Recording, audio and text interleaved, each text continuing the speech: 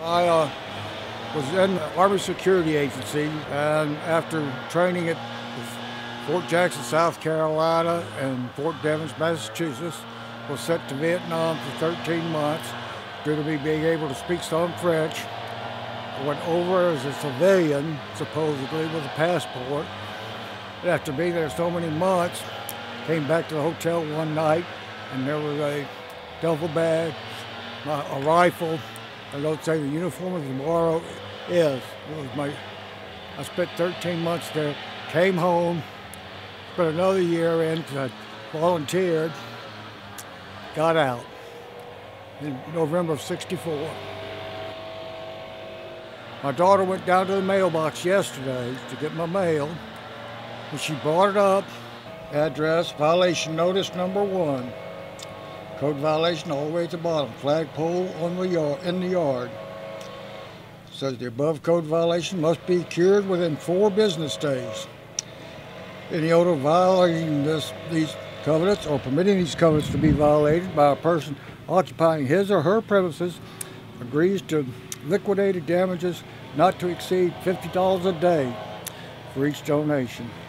It is agreed that damages shall be recoverable for each calendar day the violation continues. Well, I think that mainly he's got his heart out for what he served for, and what my brother served for, my grandparents all served for.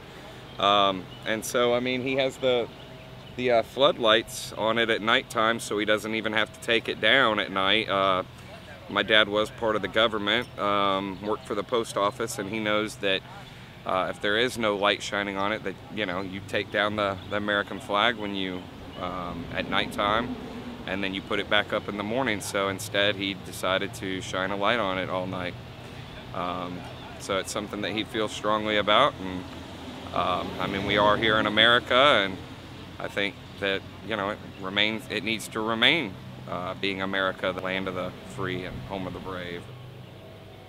What can I say other than I thought it was very unpatriotic and un-American. And I felt that I had fought for this country, and my son was a fighter pilot in Iraqi freedom, and he retired as a lieutenant colonel. He was a fighter pilot, F-16, but it was my duty to defend my flag and my country. My memo to them, I said if they continued with this and tried to find me, I would see them in court. I already had a lawyer lined up to be with me in court. And when I finally checked my emails about 2:30, there was one from the Homeowners Association telling me that this notice had been put in my box in error, not to worry about it. I could keep my flag and my pole as long as I wanted to. That flag and pole, not that flag, but I've changed flags out about every 6 months, has been in my yard for the 20 years I've lived in this subdivision. It's rather hard if you believe in it long enough. How can you not be able to display your gratitude to the country?